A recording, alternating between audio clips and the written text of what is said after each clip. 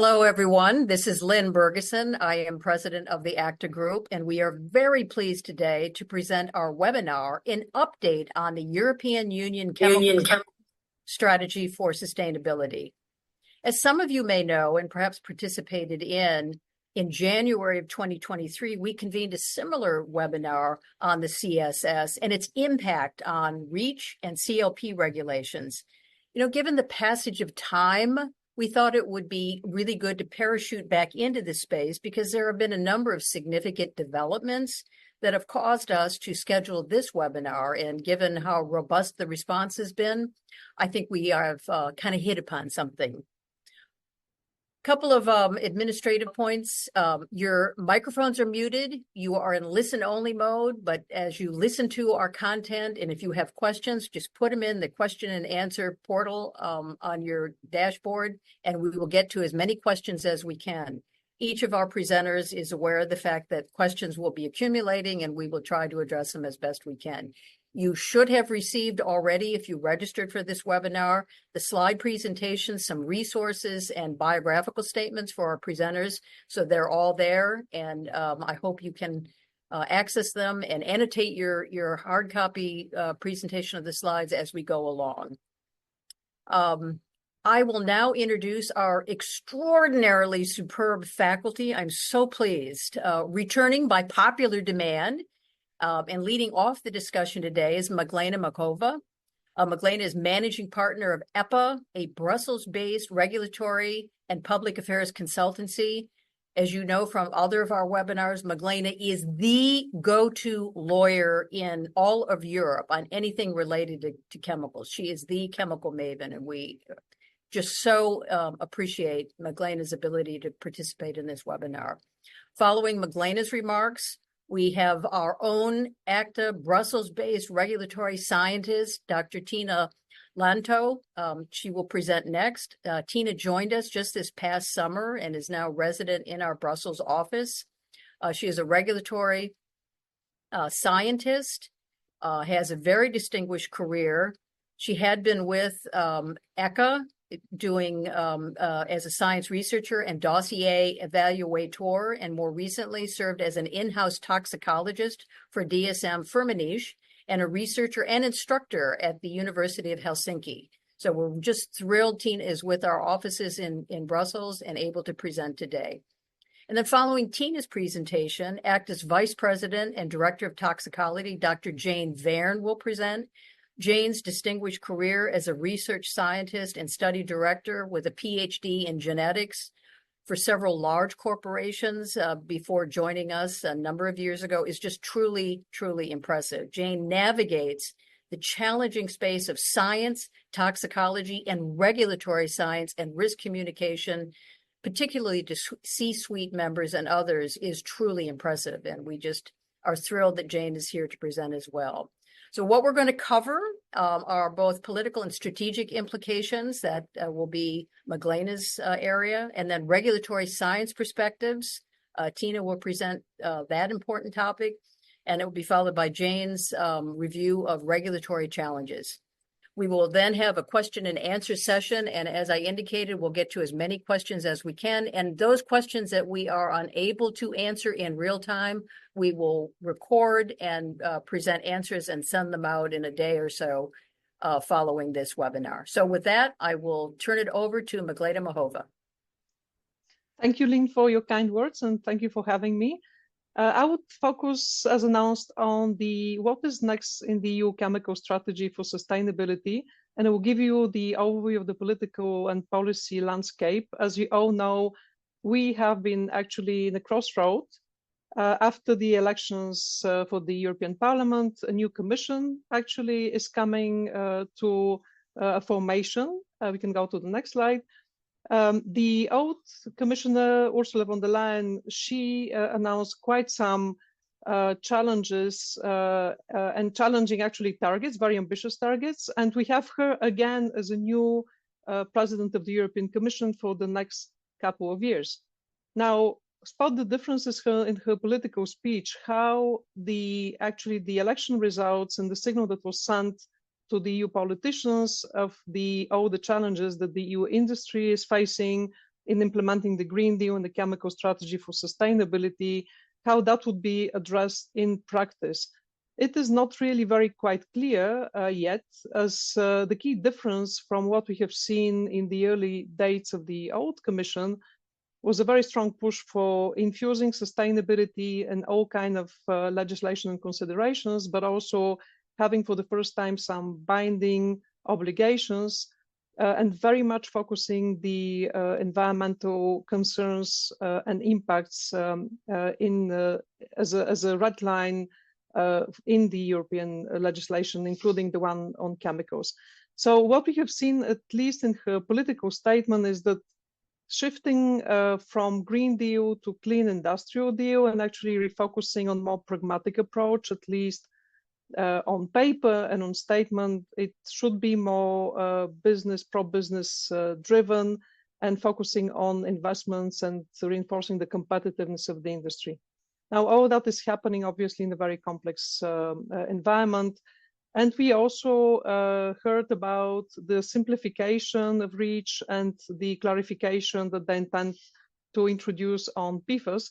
The key question is how this is going to happen. And we can go to the next slide just to give you a background of what it is that the Chemical Strategy for Sustainability has announced already in 2020.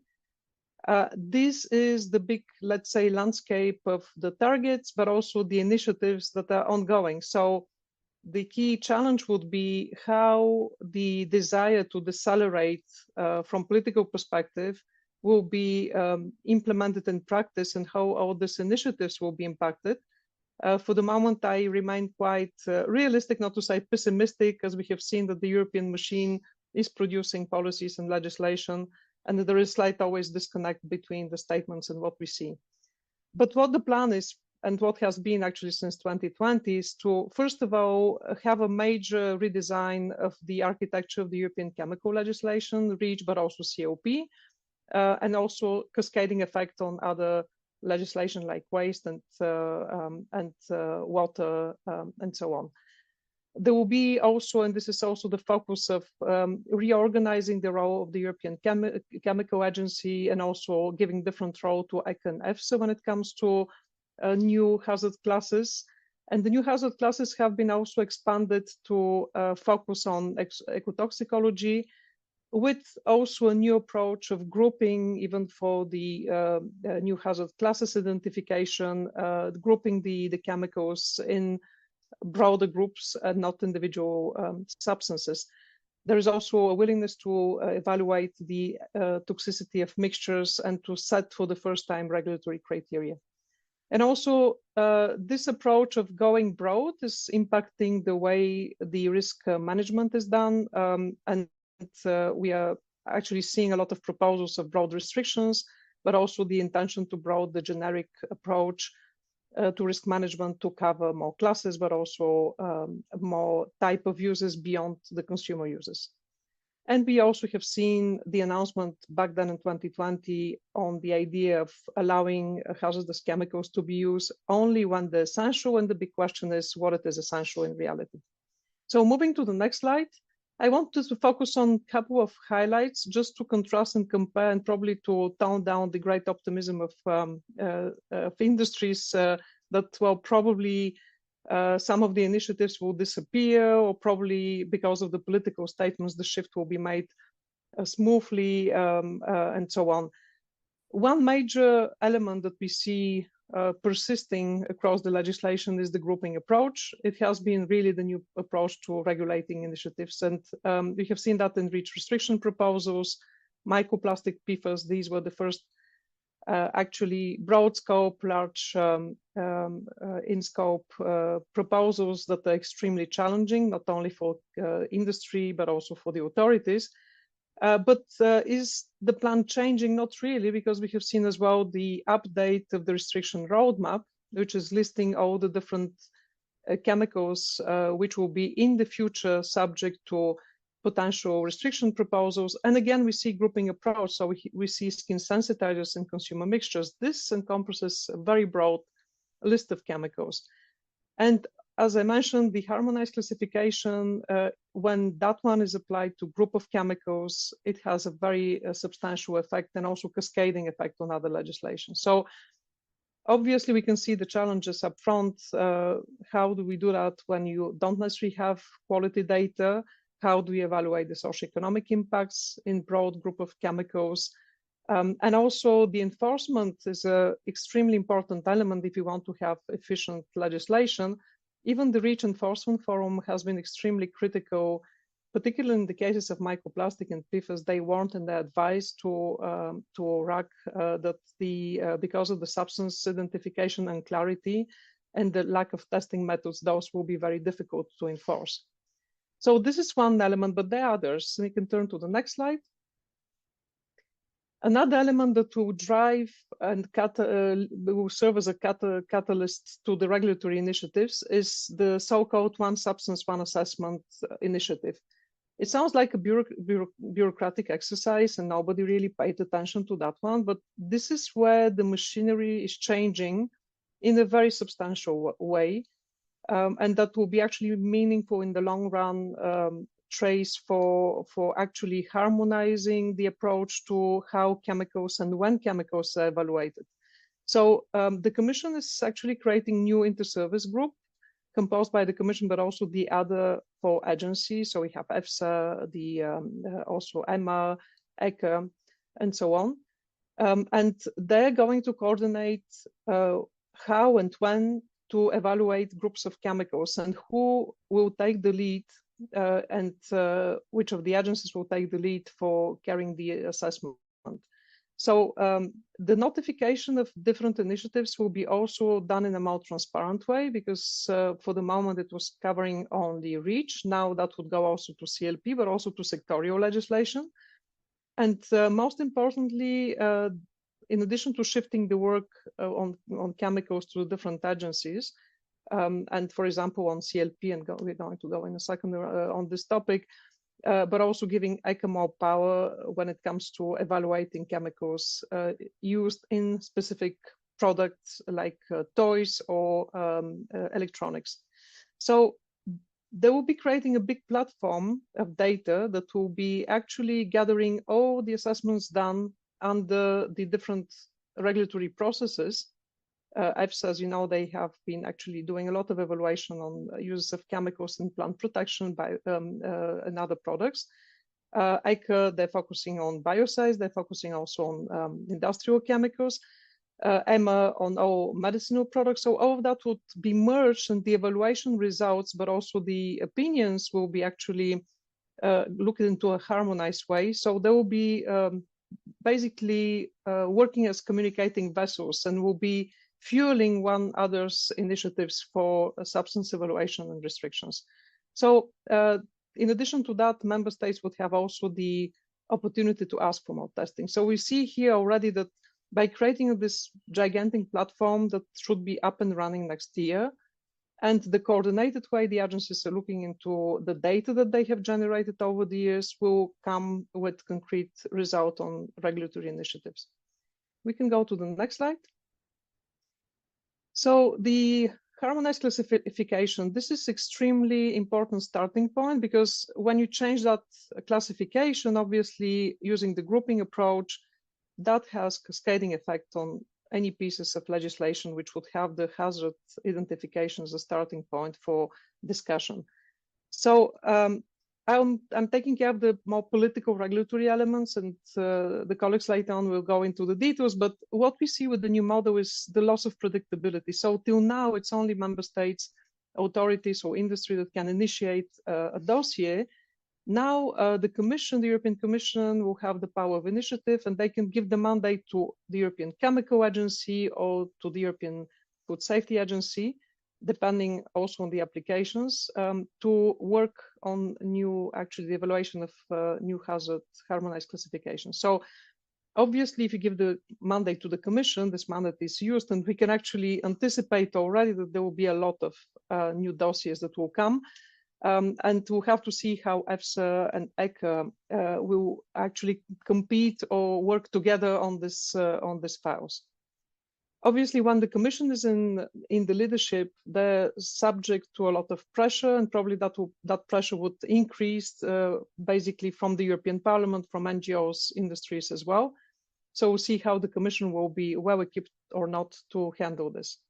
And so basically the resources and the anticipation and the preparation that industry will need to put into this work is certainly much more important. Especially that many of the member states would actually be in very reduced capacity to follow the dossiers as they used to do. So we have new hazard classes, new political shift in the responsibilities. This is a recipe for quite some uncertainty, but also a lot of new developments that could be expected. Again, as this is now on paper and we will see this happening, I have great difficulty to see the deceleration that is announced in practice, but we'll see in the future how that would work. So we can go also to the next slide. The major dossier that is on the table and everybody's looking into that is the REACH redesign. So the REACH revision, which has been postponed already for quite some time. But now the European Commission has been really put under pressure to deliver. And there are a couple of elements I'm going to highlight a few of them. The revision of the registration system will drive more data on low tonnage and also on the environmental footprint. In the supply chain, the communication will be certainly pressed by more data that needs to be communicated on the users, as they have seen till now that the users and the information about how substances are used within the supply chain was quite misleading in certain cases when regulatory actions were initiated. The evaluation process will be very much empowered by Acta, that would have also the right to revoke registration. So this is really now giving more power and actually power that would lead to issues related to market access if you don't necessarily have your registration and the dossier quality is not in order. Obviously, we have also the enforcement aspect where European centralized auditing capacity will be out there, which is interesting to highlight. But the main puzzle in the REACH revision for the moment is how they're going to go about the substance bans. The REACH authorization proved to be extremely time-consuming, burdensome, both for companies, but also for the authorities, with long list of dossiers queuing. And the lack of capacity of the Commission to process them. Acta is more or less delivering on time, but for the European Commission, they have great difficulty really to cope with it. And so the idea was, and this is one of the elements of the impact assessment that the Commission has done already a couple of years ago, is to say, well, do we need to keep that system or go to a restriction process only, but allowing also some joint dossiers to be submitted or individual dossiers after the restriction has been put in place. And this is a model that exists already under other pieces of legislation, like the directive on electronics, ROS, where following a ban, companies or groups of companies can ask for specific exemptions. But how that would be put in practice, this is now the moment where industry can come forward with decent suggestions and recommendations. And obviously, the other element, which could be quite dangerous if it is expanded without further thought, is the extension of the generic approach to risk management to new hazard classes, but in the same time going beyond the consumer users as it is today, but to professional users. Now, this is a problem as this model is normally set up to allow the Commission to deal with urgent situation where the risk is creating really the hazard issue, the profile of chemicals is creating real risk for the general population and consumers. And then they can go and ban without having a proper risk assessment, no agencies involved, no impact assessment on the economic and social impacts. Now, if this is used in a more general way, this will be a fast track for banning chemicals. And actually, it does make sense to have a deeper dive and analysis on to what extent it will make sense and to what extent that will complement the REACH restriction classic process. So a lot to do and a lot to think about the REACH redesign, but we have other topics on the table as well. We can go to the next slide. We were talking about the announcement of the shift of competences among the agencies, but also giving ECHA a different type of power. So why it is actually happening? Basically, outside of REACH, we have many different old legislations which were designed to be product specific. So we have toys, cosmetics, batteries, electronics, and so on and so forth. This is the old fashion of regulating chemicals per products. Now with this, pieces of legislation, they do not necessarily have, apart from cosmetics, but the others, they don't necessarily have a methodology on how to look for new substance issues and how to prioritize and how to also consider specific derogations that are needed. So what has happened there is that the new model of one substance, one assessment is also designing ECHA or assigning ECHA to look into substance prioritization for the different pieces of legislation, and also a system where the evaluation for potential derogation will go through the European Chemical Agency under the political mandate of the Commission, and at the end, the recommendation will be actually given to the Commission, which will use then delegated acts. So we have seen that already integrated in the battery regulation, but also that has been proposed for us for toys. This is under conversation now for the impact assessment for cosmetics. And it will be supporting element as well in the industrial emission directive. And this is one of the major points, but it's not the only one. We can go to the next slide. Last but not the least, the essential use concept. So that has been announced as well in the early stages of the chemical strategy for sustainability, to say that, well, the intention is basically to allow hazardous chemicals to be used only if they're necessary and critical for society.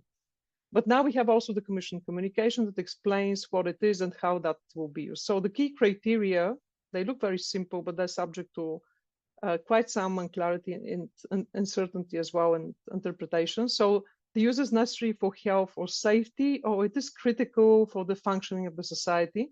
But in a cumulative way, they should not be any acceptable alternatives. Now, the problem is actually what it is non-acceptable alternative and who should be accepting or not accepting it. So normally the acceptance is very much driven by performance, quality, that is in the hands of the downstream users that can actually validate, or consumers that can validate this.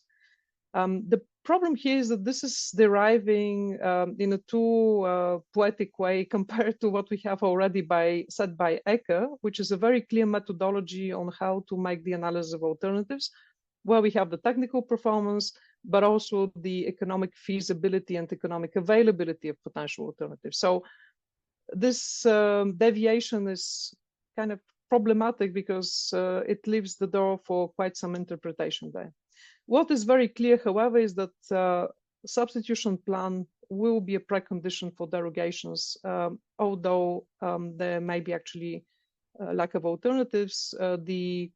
What the authorities would like to see is that there is a reflection and planning on how to move out of hazardous chemicals in the future. Even for the moment, derogations could be granted. So a lot to be said. This is just to set the scene, but to actually summarize at the end. Next slide.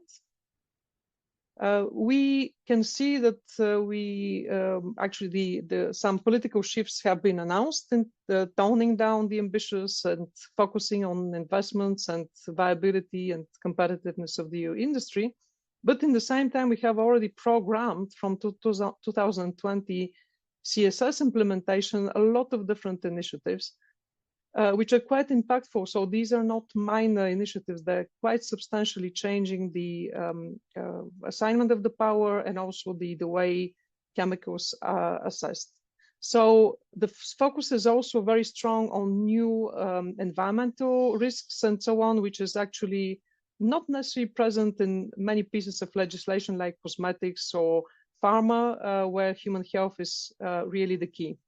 So the key question is how to prepare and focus on anticipating the regulatory development, but also focus on the impact assessment, and most importantly, participate in all the different consultations, because the authorities are looking for suggestions, and those are going beyond the typical sector-specific legislation that industry would know and would master well. So happy to answer further questions at the end of the presentations.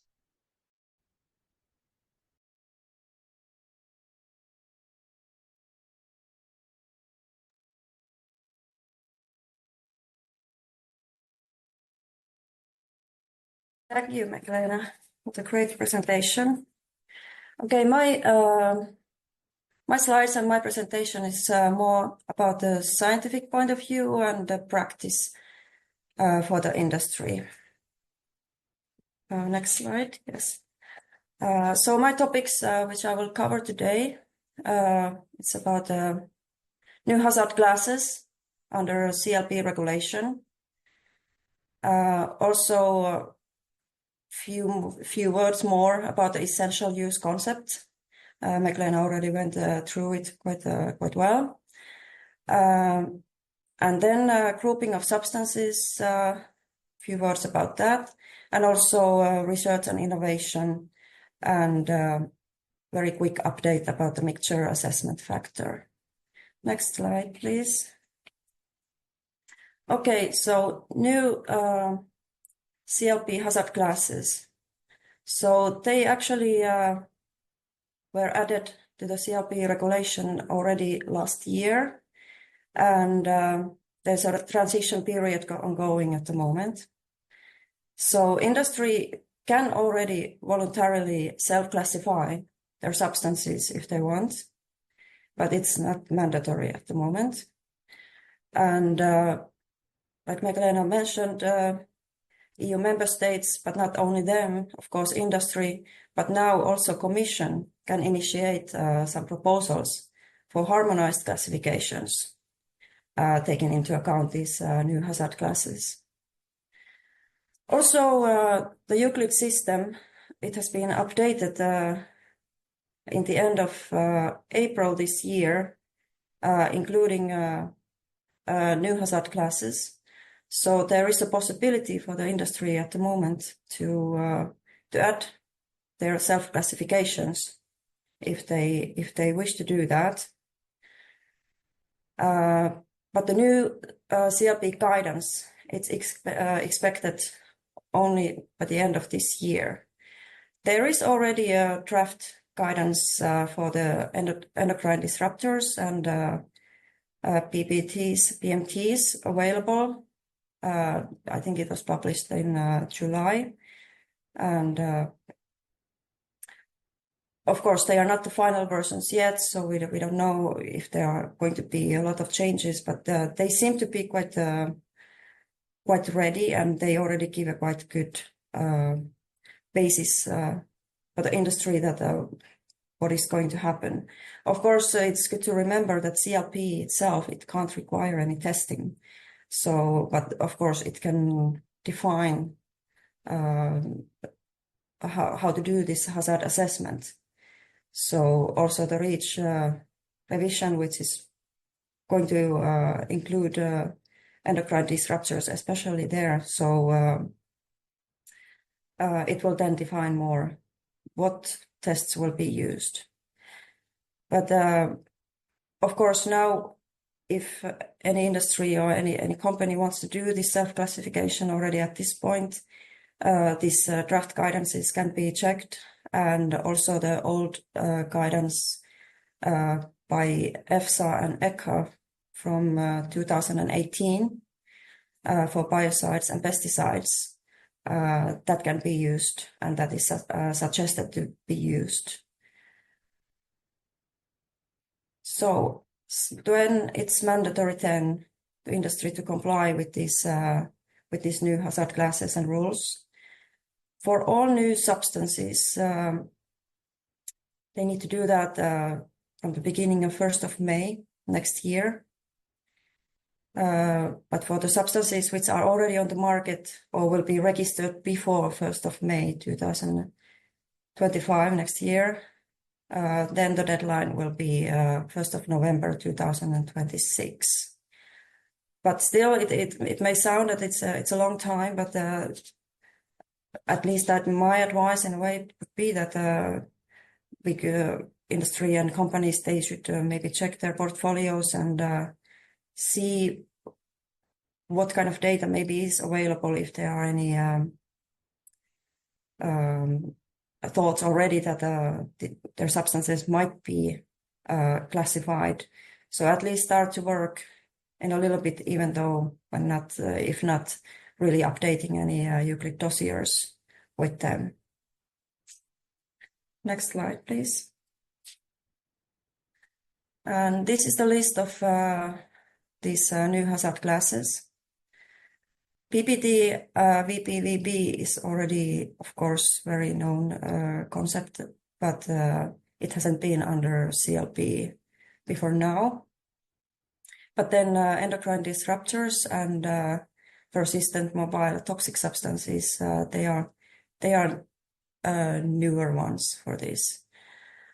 And like I said, the guidances, draft guidances are available for them already. So if you haven't been aware of that and are interested to check, go and check them. Endocrine disruptors, they will be categorized in two categories. So category 1 and category 2, both under human health and environment. And those both categories, they actually require that there needs to be endocrine activity, there needs to be adverse effects, and also biologically plausible link between them. And the difference between these categories is that when the endocrine activity and the adverse effect, the evidence is not convincing enough for category 2. Okay, next slide, please. Okay, then we go to REACH revision and this essential use concept that Meglena already introduced very well. Of course, this concept, it includes most harmful substances. And what are they? So they are CMR substances, category 1. All of them. And then endocrine disruptors, category 1 only, both for human health and environment. But also specific target organ toxicity after repeated exposure, category 1 substances will be included there, including immunotoxicity and neurotoxicity. And respiratory sensitizers, category 1, and PPTs, VPVBs, PMTs, and VPVMs. And also harmful substances for ozone layer. Next slide, please. So yes, what are those acceptable alternatives? Okay, the concept says that, okay, they should be, of course, safer and providing the acceptable function and the level of performance. But like Meglena already mentioned, it's quite vague in a way that what does it really mean?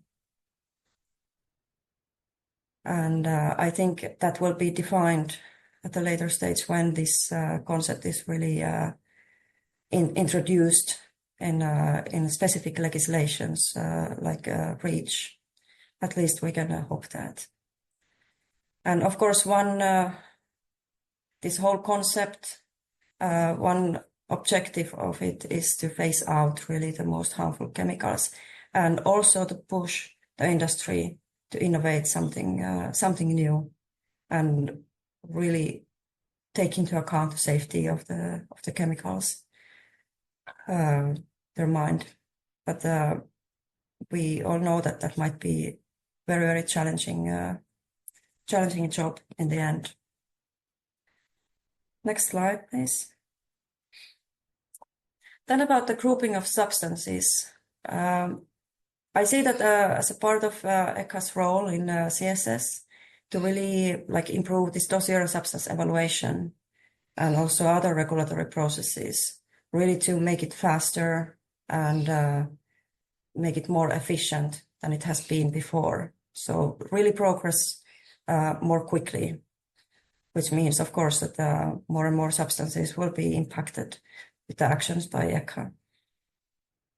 And most probably, you might be aware of these ARN documents, Assessment of Regulatory Needs documents, that ECHA is publishing quite often, where they really group substances based on their similarities, which can also be discussed in some cases that are they really like that. But I think it's good to keep in mind that first of all, this is not a formal process. It's it could also be taken as like that EPPA is more open and informs industry what is happening and what they are doing there behind their walls. So I know that there have been quite a critical feedback from the industry for this approach, but and I know that there are some issues related to this, and I think that Jane will maybe explain a little bit more about that. But for me, we could also see it in a positive way, that we know that, for example, our substance is there on their list. It doesn't really mean anything yet. It can be there. It's not a read across. That's also good to remember, that even there are similarities between the substances. This document doesn't mean that EPPA sees these substances really as same, but there might be single substances which are harmful or something that they want to get rid of from the market, but then some other similar substances, there might be that there's no concern on that. And yeah, of course, supportive role to regulators. I mean that it's really it's helping them to do their work more efficiently. Next slide, please. Then I wanted to address also this research and innovation. I already talked about this, that EPPA and the CSS is really like pushing industry to innovate something new. Because of course, if there's already existing and functioning substance on the market, there's not really need for that. But this is really tool for them to make industry to do more innovations. And then also about the research part, I'm actually personally quite interested that they have now finally really collaborating with the academy. And they are really open about the research needs. They want to know more. And they are also collaborating between each other. For example, I took an example of this PARC program, which was initiated in 2022, that EPPA and EFSA and also European Environment Agency, they are working together in that project with the academy and researchers to find the new approach methodologies, find a way for the next generation chemical risk assessment tools, etc. Next slide, please. And then is my actually last slide. It's about the mixture assessment factor. And there is not really updates about that. At least to my knowledge, it's been quite quiet from the Commission when it comes to this topic. But I know that the industry and academia, they have been actively researching different options. There are a lot of publications available about that. And also the CEFIC, the European Chemical Industry Council, they have proposed their targeted approach to be used. And usually CEFIC gets heard by regulators. So we will see in future what's going to happen. And of course, this topic needs to be followed up. Thank you for your attention.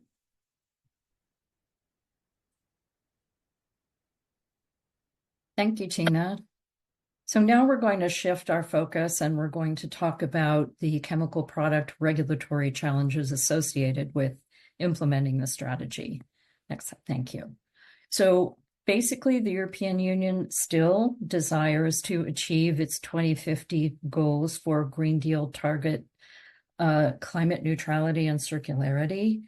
And we've also seen that there is increasing emphasis, especially in light of some of the challenges that Europe has faced, both in its recovery from the economic effects of COVID, but also the Russian sanctions, carbon neutrality for climate reasons, but also for reducing dependence on fossil fuels has become increasingly important. As the desire to maintain a second-to-none level of human health and environmental protection, and I know that the EU considers its approach, particularly through REACH, to be second to none globally. And also, how do you do this in the context of continuing to spur chemical sector innovation, support domestic chemical manufacturing and research and development within the EU, simplify the regulatory processes, and Meglena has discussed a number of those initiatives, and reduce the burden on both regulators and the regulatory community and the regulated community. Challenging goals. Can we have the next slide, please? Because what we're going to really talk about are some of the practical day-to-day, sort of where the rubber meets the road, or as was it Matthew Arnold, the literary critic in the 19th century, discussed descend to particulars here. So one of the things we're going to talk about is the impact of the new hazard classes and also the existing ones and information requirements under REACH. And those of us who've been involved in REACH from its inception, and as we had dialogue with our R&D and senior management, and talked to our CEOs and CFOs about what compliance with the REACH program was going to mean for our substances, we could not have anticipated how this program would develop and what the requirements would be to fulfill the REACH information requirements at any of the tonnage bands. And one of the things that we've seen happening as EPPA has proceeded through its evaluation of dossiers and has put its, when it has issued draft decisions, and the member states have commented, we've seen basically an increase in requirements pushed down to lower tonnage bands when some of these hazard class signals have basically triggered concerns. So for example, if at a lower tonnage band, you have data that indicate that a substance is not going to be readily biodegradable, and in fact may meet the criteria for very persistent, you may be required to provide additional data at a lower tonnage band than you initially anticipated. And this also becomes problematic when that property of the substance is essential to its function. So you're in a paradigm where you are facing increasing costs and also possibly some market deselection, which we'll talk about later. So there's also, because of this current interaction between the member state competent authorities and EPPA, we're seeing also that in some of the member state comments on these decisions, a blurring of the line between their role, their traditional role in dossier evaluation, and whether or not in the information that's been provided meets the requirement under the REACH regulation, for example. And in fact, we've seen proposals that really, from the member states, that delve into this area where they're really requiring research. There aren't established methods. There's been extensive discussion among not only the scientists and contract research organizations that perform the testing under good laboratory practice standards, but also academicians who are doing this in research about some of the technical challenges for some of the information that certain member states would like to have incorporated into ECHA's decisions. And as we've seen, hazard classes are among the intrinsic properties that are being used to group substances and facilitate the generic approach to risk management. Next slide, please. So one of the things we're going to talk about is grouping and this assessment of regulatory needs. So grouping is done on the basis of structural similarities. And because something is placed in a particular substance group, it does not mean, you must not interpret this as being the substance that has the group name. There are variable substitutions that have been used to cluster substances that do have certain structural similarities, but where, because of other properties, they seem to be forming this group. And these things include that a registrant may have submitted read-across information for another substance, where their potential for consideration as most harmful substances. In other words, there may be a property on that list that these substances have in common, and there may be concern about these needing action at the European Union level. And we've seen, for example, that some substances that had been previously in the CORAP process being moved into this assessment of regulatory needs and announcements of that these substances have been collected and are considered to be a group. Now, we have seen that within this, also other inputs may be a category approach taken by the OECD. And the goal is noble. This is to support faster and a more consistent approach for regulating chemicals. And this is very important, avoiding regrettable substitution. So in all of these processes, this really has two objectives. One is to be quicker, more consistent, more systematic, but also to inform those of you who are basically the purveyors of these substances or manufacturers or working on R&D to work on substitutes that are not like what you're replacing. In other words, some of these things that you may be proposing are too much like this group and aren't likely to be acceptable. Now, to be fair, we are seeing that in these assessment of regulatory needs documents, there are substances where it's clear if you read through the assessment of regulatory needs for a particular substance that there isn't enough information yet to regulate it the way the other substances are being considered for regulation. But you should be aware that this may have implications for your substance. Next slide, please. So among those implications may be that your the others in your supply chain, downstream users, may look at this assessment of regulatory needs, may look at this grouping of a substance, and suddenly have concerns about it, and it may be become a target for market deselection. It may not be regulated out of commerce. It really may be become a target for deselection in the marketplace. So basically, the global implications of this really haven't changed. This principally hazard-based concept expands the rules-driven REACH paradigm. It has the potential for widening the misalignment with chemical regulations in other countries. And I think we've seen this as we look at the PFAS restriction proposal, for example, and how similar approaches are being developed in the US and the United Kingdom.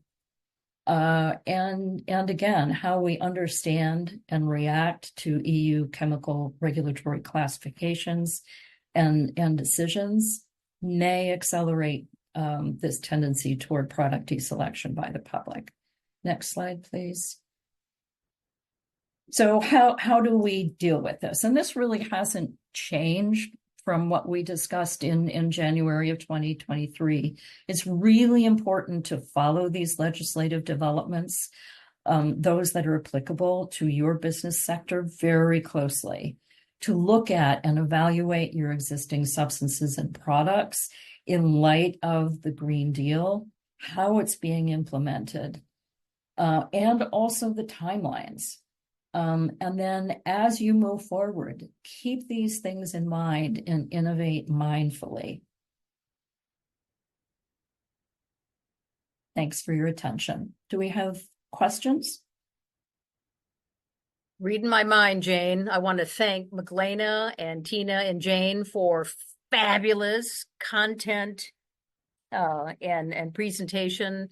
Do have questions, and we got about 9 minutes to cover them. I'm going to address this to, well, all of you, but Meglena, you referenced it, and Tiina, you did also. I guess we're looking for a more precise current status of the REACH amendments. Nobody on planet Earth expected anything to happen before the summer elections in Parliament. But we've received several questions asking about whether there's a predictable regulatory process that could give some benchmarks on when we might be seeing things, when they might be adopted. What do you expect to be the most contentious issues, and whether any is unlikely to actually become law? So if you could both explore that, we would be grateful. Sure, thank you. Happy to start here. So basically, everybody can speculate on when the proposal will be issued because of the major redesign of REACH that is expected, touching on all fundamental processes. That will require still quite some work. And the certainty that we will have, we'll see that in January when the program of the new commission will come visible. So that will set in stone the timeline. It could be still expected next year, but I wouldn't speculate that much. It depends very much on also how the other regulation, which is totally independent from the REACH revision as such in terms of legislative proposal, which is the one that is funding EPPA, how and when that one will appear, because obviously the REACH revision, but also the amendments that came through the sectorial legislation, giving more power to ECHA, plus the new ones that they plan to pile on ECHA would require obviously funding. And this is something that needs to be set and actually independently of the revision itself. So that will be certainly one of the preconditions to make that work, and where the Commission saw a lot of criticism. For the rest, I think that still on the REACH restriction and authorization aspects, this is the most probably problematic and does require some creative regulatory thinking, where industry is well expected actually to come up with also recommendations. I think that that will be the key, more complex topic to resolve. On the registration and the rest, I think is just a normal improvement of the system. Got it. Tiina, Jane, anything to add? No? No. Okay. Question for you. I think this is Tiina. This came up, or the question was delivered during your remarks, so I'll let you take a shot at it.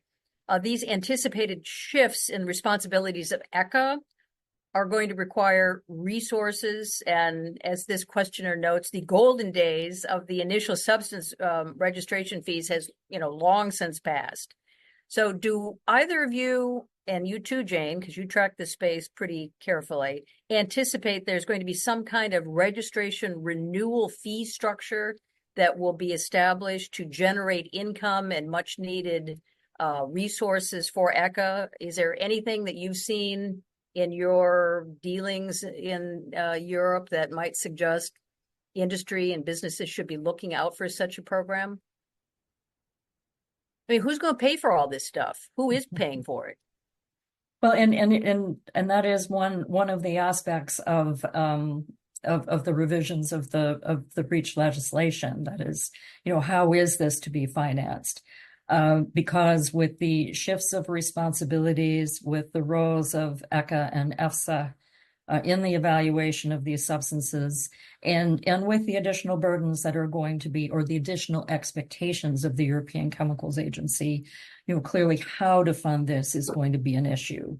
And it isn't completely clear as to how some of these endpoints, is this going to be universally applicable, that we need to do tests, and what tests? Because for some of these endpoints, we are at a point where even in decisions that have come down for testing for certain endocrine disruptor endpoints, there have been prolonged discussions with the European Chemicals Agency about, well, we've tried to do what you asked us to do, and there isn't a laboratory that can conduct what you wish us to do under GLPs. Let's have a discussion about what else we can do. And right now, that's problematic because once EPPA issues a decision and a timeline is in place, the only option it currently has available is to, when the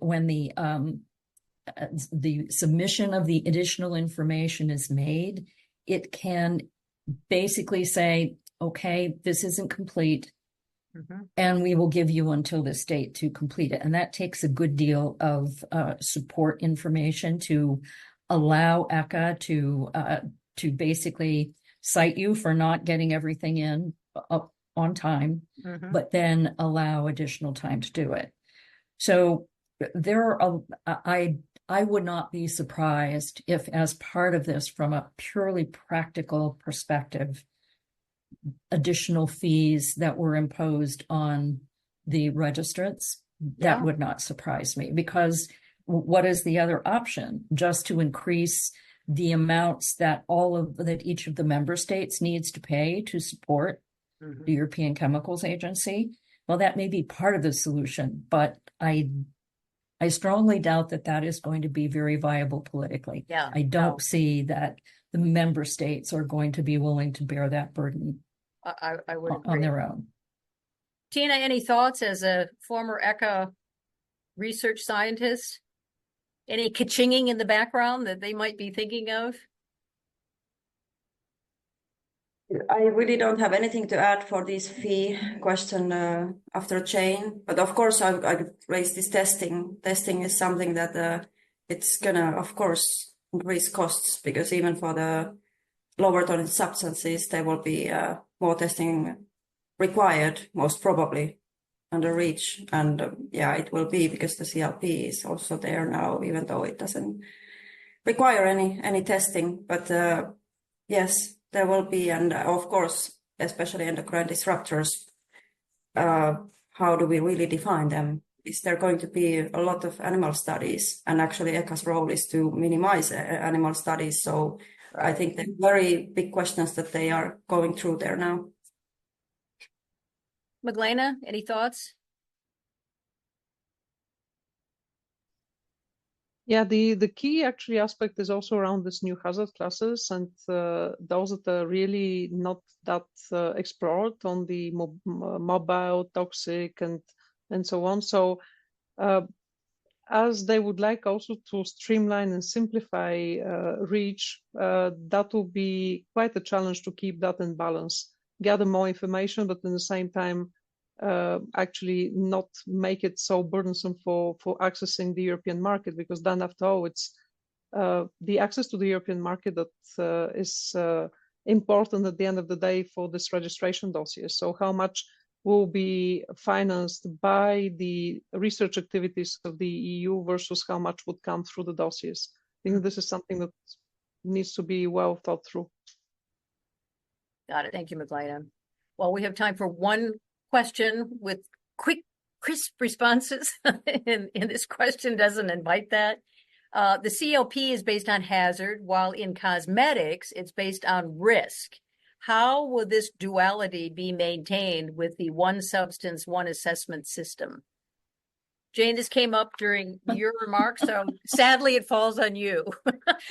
Well, it's a good question, and it's a question that has been raised for a number of years, and it goes to also some of the challenges of using such a hazard-based basis. And because some of these criteria for certain classifications, it's sort of like how the gates are set for being classified as, for example, persistent or very persistent, or how the regulatory community is applying even its decision as to whether something is persistent, bioaccumulative, and toxic, and the expansion of the understanding on the part of certain member state or groups, such as the group that is evaluating the PBT assessment group, how it's evaluating these criteria. So, I mean, this is one of the challenges where there are conflicts, because in the cosmetic space, assuming that the hazard database is up to date and reliable, it has a very well developed way of exploring potential risk, very detailed. So this is going to be one of the dynamic tensions in these regulations, and it underscores one of the challenges of implementation of the REACH regulation and how it's propagated and how it affects all of these decisions, the grouping, the tendency, whether or not something is going to be funneled down that restriction pathway as a group. It's very important, and we don't have any easy answers at this point in time. Well, thank you, Jane. You got the last word. I want to thank our fabulous presenters, Meglena, Tiina, Jane. Thank you so much for your wisdom and your thoughts. For those of you that offered questions and we were unable to get to them, we will record them in writing and respond accordingly. But thank you for joining. We really appreciate your participation in our webinar. We hope you found it useful. And thanks again for your time. Take care, everybody.